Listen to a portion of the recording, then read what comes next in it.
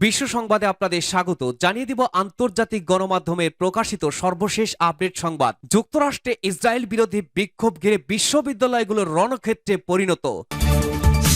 এদিকে আইসিসিকে নিয়ে তেল আবিবে আতঙ্ক। জানিয়ে দেব নেতানিয়াহুর ঘড়ি ধরেই হামাসের হামলা।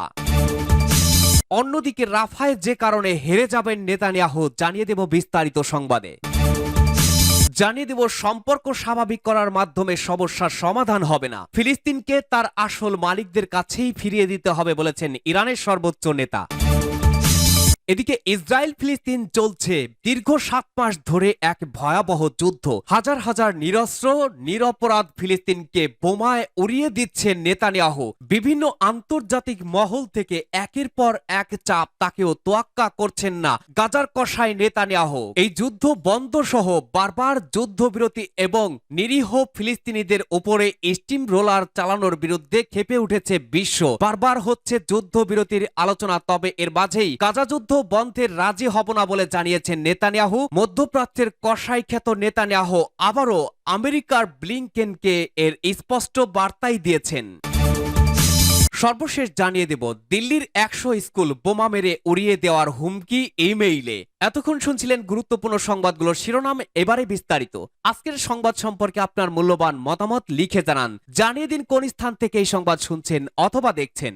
যুক্তরাষ্ট্রে ইসরায়েল বিরোধী বিক্ষোভ ঘিরে বিশ্ববিদ্যালয়ের রণক্ষেত্র। ফিলিস্তিনের গাজায় ইসরায়েলের আগ্রাসন বিরোধী বিক্ষোভ হচ্ছে যুক্তরাষ্ট্রের বিভিন্ন বিশ্ববিদ্যালয়ে। এখন তা আরও সহিংস রূপ নিয়েছে। বিক্ষোভরত শিক্ষার্থীদের ওপরে পুলিশের পাশাপাশি ইসরায়েলপন্থীরাও হামলা চালাচ্ছেন। এমন এক হামলার পরপরই দুই পক্ষের শিক্ষার্থীদের সংঘর্ষ হয়েছে university of California loss Angeles UCL ক্যাম্পাসে মঙ্গলবার রাতে রণক্ষেত্র হয়ে ওঠে। বেশ কয়েকদিন ধরে শিক্ষার্থীদের অনেক ক্যাম্পাসে তাঁবু খাটিয়ে ইসরায়েল বিরোধী বিক্ষোভ করছেন। পাল্টায় গত 7ই অক্টোবর ইসরায়েলে হামাসের হামলার প্রতিবাদ কয়েকদিন ধরে কর্মসূচি পালন করছিলেন ইসরায়েলপন্থী শিক্ষার্থীরা। এ নিয়ে ক্যাম্পাসে দুই পক্ষের মধ্যে উত্তেজনাও চলছিল। গণমাধ্যমে প্রকাশিত ভিডিওতে দেখা যায় স্থানীয় সময় মঙ্গলবার রাত 10টার দিকে ফিলিস্তিনপন্থী শিক্ষার্থীদের ওপরে হামলা চালান ইসরায়েল সমর্থকেরা। তারা ফিলিস্তিনপন্থী বিক্ষোভকারীদের দিকে আতশবাজি, পানির বোতল ও কেদানে গ্যাসের সেল ছোড়েন। লাঠি সোটা নিয়ে তাদের তাঁবু ও প্লাকার্ডেও ভাঙচুর করা হয়। এর এক পর্যায়ে হাতাহাতিতে জড়িয়ে পড়েন দুই পক্ষের শিক্ষার্থীরা। সংঘাত দমাতে হিমশিম খেতে হয় পুলিশকে। বুধবার ভোর নাগাদ পরিস্থিতি নিয়ন্ত্রণে আসে। ইউসিএলএ উপাচার্য মেরি ওসাকো এ ঘটনাকে ভয়াবহ সহিংসতা হিসেবে বর্ণনা করেছেন।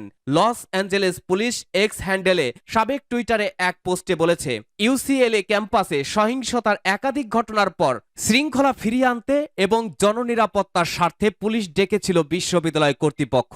বর্তমানে যুক্তরাষ্ট্র জুড়ে 50টিরও বেশি বিশ্ববিদ্যালয়ে তাঁবু টানিয়ে শিক্ষার্থীরা ইসরায়েল বিরোধী বিক্ষোভ করছেন। বিশ্ববিদ্যালয়গুলোর প্রতি ইসরায়েল এবং দেশটিতে অস্ত্র সরবরাহকারী মার্কিন কোম্পানিগুলোর কাছ থেকে অনুদান নেওয়া বন্ধের দাবিতে সমাবেশ, মিছিল ও অনশন করছেন তারা। শিক্ষার্থীদের এসব কর্মসূচিতে ব্যাপকভাবে বাধা দিচ্ছে পুলিশ। আটক করা হয়েছে হাজার হাজার ফিলিস্তিনকে। সূত্র রয়টার্স ও ফক্স। আইসিসিকে নিয়ে তেল আবিবে আতঙ্ক।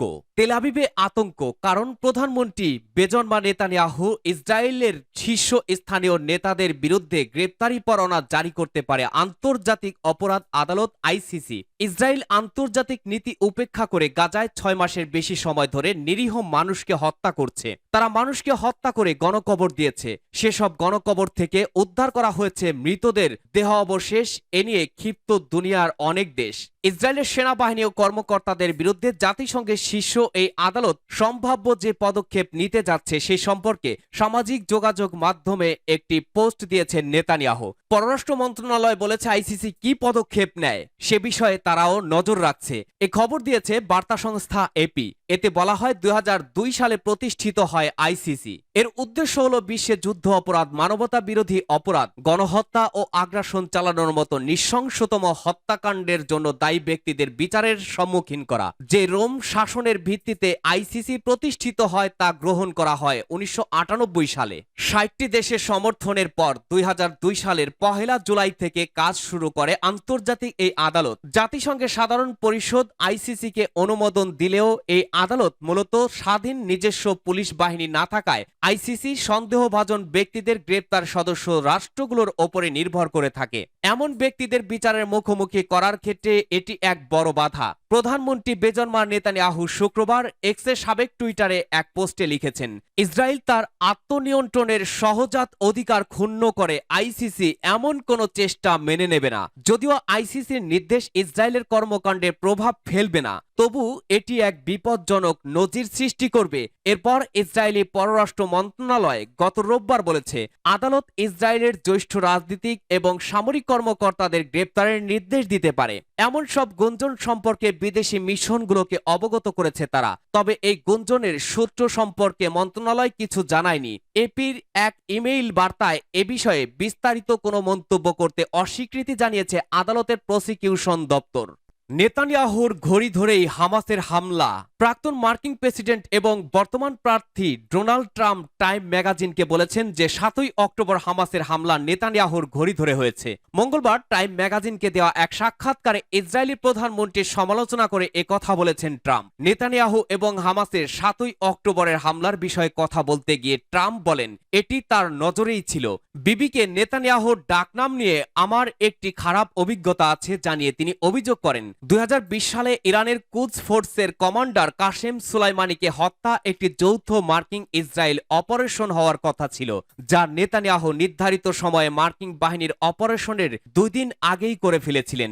এটি এমন কিছু ছিল যা আমি কখনোই ভুলিনি, বলেন তিনি। গাজা যুদ্ধ সমাপ্তির দিকে ঠেলে দেওয়ার জন্য তিনি ইসরায়েলকে মার্কিন সামরিক সহায়তা বন্ধ করার বিষয়ে বিবেচনা করবেন কিনা জানতে চাওয়া হলে ট্রাম্প এটি নিশ্চিত করেননি, তবে তিনি এটিও অস্বীকার করেননি। ট্রাম্প ইতিমধ্যেই সাম্প্রতিক মাসগুলিতে একাধিকবার যুদ্ধ শেষ করার আহ্বান জানিয়েছেন এবং এই যুদ্ধ পরিচালনায় ইসরায়েলি নীতির সমালোচনা করেছেন এবং যুদ্ধ নিয়ে ইসরায়েলের কূটনীতির প্রচেষ্টারও সমালোচনা করেছেন। নেতানিয়াহুর সমালোচনার সাথে সাথে ট্রাম্প সাক্ষাৎকারে উল্লেখ করেন, দ্বিতীয়বার নির্বাচিত হলে তিনি ইরানের বিরুদ্ধে সম্ভাব্য সংঘাতে ইসরায়েলের পাশে দাঁড়াবেন। এটি এমন একটি দৃশ্যকল্প যা ইতিমধ্যেই ২ সপ্তাহ আগেই বাস্তবে রূপ হয়েছে। তিনি বলেন, যদি তারা ইসরায়েল আক্রমণ করে, হ্যাঁ, আমরা সেখানে থাকব।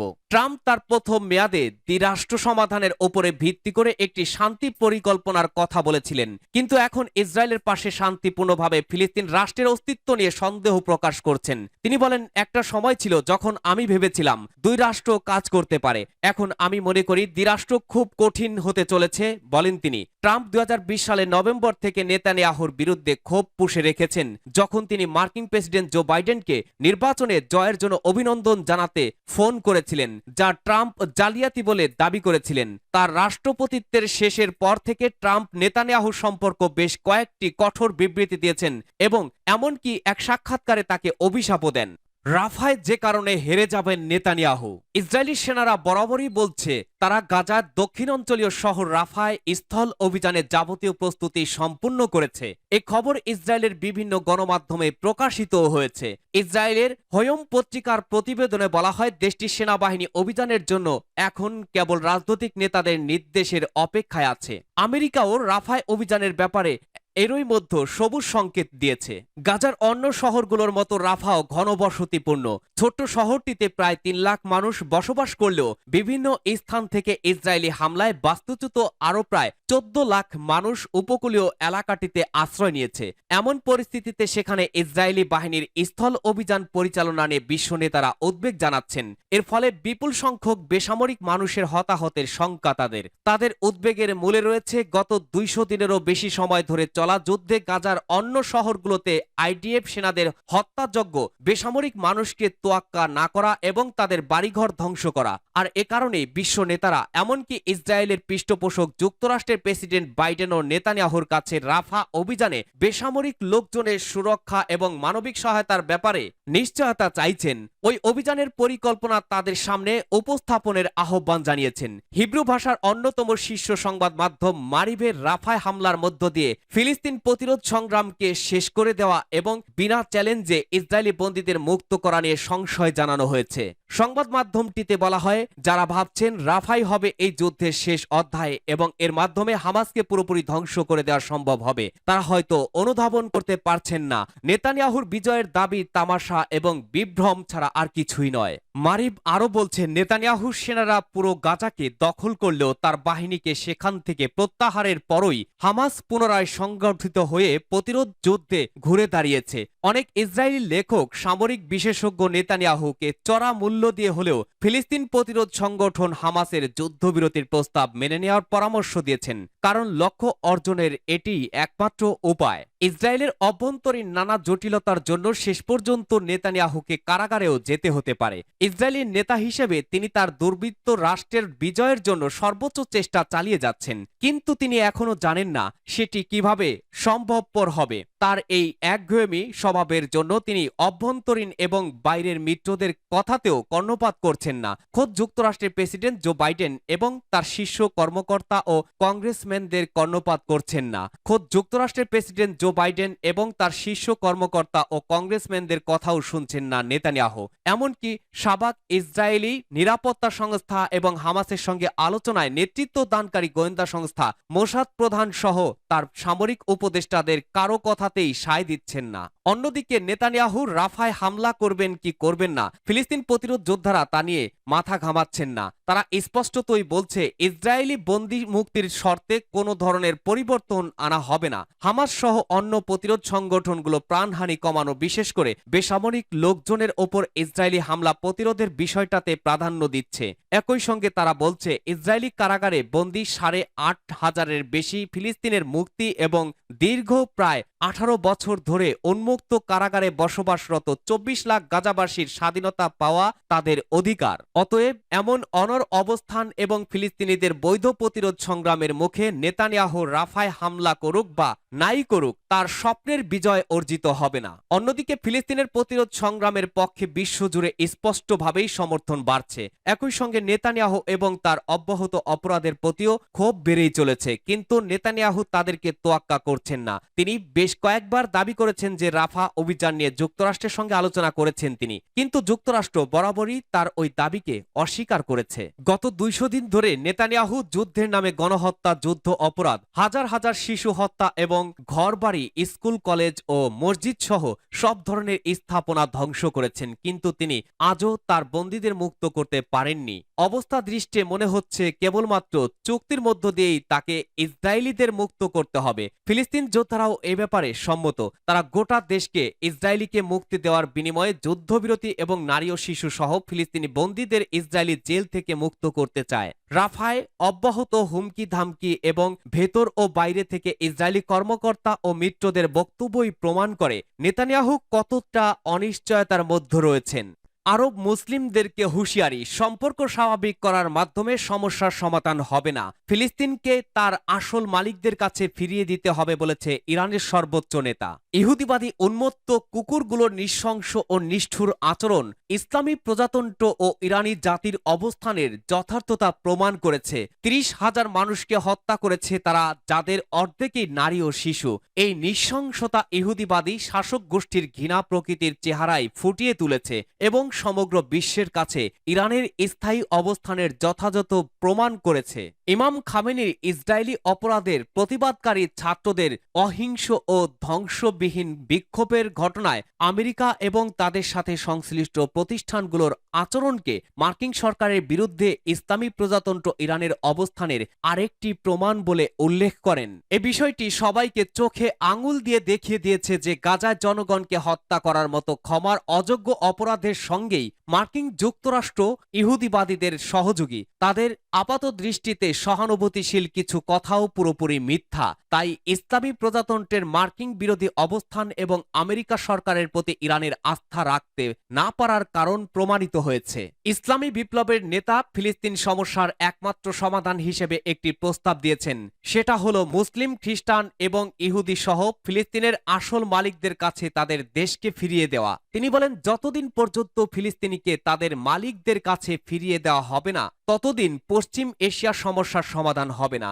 ইসরায়েলের অস্তিত্বকে আরো বিশ্ব 30 বছরও যদি এভাবে টিকিয়ে রাখার চেষ্টা করা হয়, যদিও সেটা সম্ভব হবে না ইনশাল্লাহ, তারপরেও এই সমস্যার সমাধান সম্ভব নয়। ফিলিস্তিনকে তাদের জনগণের কাছে ফিরিয়ে দিতে হবে এবং ফিলিস্তিনি শাসন ব্যবস্থা প্রতিষ্ঠার পর তারা সিদ্ধান্ত নেবে ইহুদিবাদীদের সাথে তাদের করণীয় কি। এই অঞ্চলে কোনো দেশ ইসরায়েলের সঙ্গে সম্পর্ক স্বাভাবিক করার যে পদক্ষেপ নিচ্ছে সে কথা উল্লেখ করে তিনি বলেন, কেউ কেউ মনে করে এই পদক্ষেপের মাধ্যমে সমস্যার সমাধান হয়ে যাবে। যদিও ইহুদিবাদী ইসরায়েল এবং পার্শ্ববর্তী আরব দেশগুলির মধ্যে সম্পর্ক স্বাভাবিক হলেও সমস্যার সমাধান তো হবেই না, বরং সমস্যাটা ইসরায়েলি অপরাধের ব্যাপারে চোখ বন্ধ করে রাখা সরকারগুলোর দিকেই পরিচালিত হবে।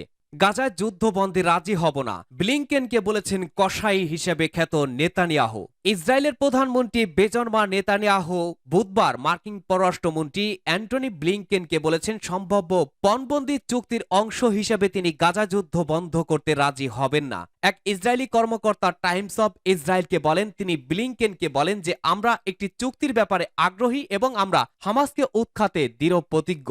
অন্য এক ইসরায়েলি কর্মকর্তা টাইমস অব ইসরায়েলকে বলেন, মিশরীয় মধ্যস্থতাকারীদের মাধ্যমে ইসরায়েল তার সর্বশেষ প্রস্তাব হামাসের কাছে পাঠিয়েছে। তারা বুধবার রাতের মধ্যে হামাসের কাছ থেকে জবাব প্রত্যাশা করছে। নেতানিয়াহু জেরুজালেমে মার্কিন পররাষ্ট্রমন্ত্রীকে আরো বলেন যে হামাসের সাথে পণবন্দি বিনিময় চুক্তি হওয়া মানে এই নয় যে রাফায় হামলা এড়ানো যাবে। তিনি বলেন, রাফায় অভিযান কোনো কিছুর ওপর নির্ভর করে না। নেতানিয়াহু বিষয়টি পরিষ্কারভাবে মার্কিন পররাষ্ট্রমন্ত্রীকে বুঝিয়ে দিয়েছেন। এদিকে মার্কিন পররাষ্ট্র দপ্তরের মুখপাত্র ম্যাথিউ মিলার বলেছেন, রাফার ব্যাপারে মার্কিন যুক্তরাষ্ট্রের অবস্থান স্পষ্ট করে জানিয়েছেন ব্লিংকেন। তিনি যুক্তরাষ্ট্রের অবস্থানটি জানাননি, তবে বাইডেন প্রশাসন বলছে বিশ্বাসযোগ্যভাবে বেসামরিক নাগরিকদের সরিয়ে নেওয়া ছাড়া যুক্তরাষ্ট্র রাফার অভিযানকে সমর্থন করবে না। ইসরায়েলের রাফাতে স্থল অভিযান হবে নজিরবিহীন মানবিক বিপর্যয় বলে সতর্ক করেছে জাতিসংঘ। দক্ষিণ গাজার রাফা শহরে ইসরায়েলি সেনারা স্থল অভিযান চালালে নজিরবিহীন মানবিক বিপর্যয়ের সৃষ্টি হবে বলে সতর্ক করেছেন জাতিসংঘ মানবাধিকার বিষয়ক প্রধান মার্টিন গ্রিফিথস। দিল্লির ১০০ স্কুল বোমা মেরে উড়িয়ে দেওয়ার হুমকি। ভারতের রাজধানী দিল্লির ১০০ স্কুল বোমা মেরে উড়িয়ে দেওয়ার হুমকি দেওয়া হয়েছে। বুধবার সকালে ইমেইলে এই হুমকি দেওয়া হয়। এই ঘটনার পর স্কুলগুলোতে আতঙ্ক ছড়িয়ে পরে কয়েকটি স্কুল চত্বর খালি করে দেওয়া হয়। ঘটনাস্থলে পৌঁছায় বোম স্কোয়াড এবং দমকল বাহিনী। পুরো ঘটনার তদন্ত করেছে দিল্লি পুলিশ। ভারতীয় সংবাদ মাধ্যম এনডিটিভির প্রতিবেদনে বলা হয়, সকালের দিকে দ্বারকার school, Chanakyapuri Sanskriti school, Noida Delhi public school, Mayur বিহারের মাদার মেরি স্কুল, পুষ্পবিহারের আমিটি স্কুল, ডিএমভি স্কুলে মেইল আসে। এরপর থেকে প্রায় ১০০টি স্কুলেই একই উড়ো ইমেইল আসে। স্কুলগুলোতে তল্লাশি চালাতে পৌঁছায় বোম স্কোয়াড, পরে দমকল বাহিনীকেও খবর দেওয়া হয়। তবে এখন পর্যন্ত কোনো স্কুলেই বোমা খুঁজে পাওয়া যায়নি। দিল্লি পুলিশের মুখপাত্র সুমন নালোয়ার এনডিটিভিকে বলেন, যেসব স্কুলে বোমা হামলার হুমকি দেওয়া হয়েছে আমরা সেখানে প্রয়োজনীয় ব্যবস্থা নিচ্ছি। অভিভাবকদের আতঙ্কিত না হওয়ার জন্য অনুরোধ জানাচ্ছি, কারণ সন্দেহজনক কিছুই পাওয়া যায়নি। পুলিশের মতে হুমকিমূলক ইমেইলের আইপি অ্যাড্রেস খুঁজে বের করার চেষ্টা করা হচ্ছে, কিন্তু এখন পর্যন্ত কে এবং কোথা থেকে এই মেইলটি পাঠানো হয়েছে তা শনাক্ত করা সম্ভব হয়নি।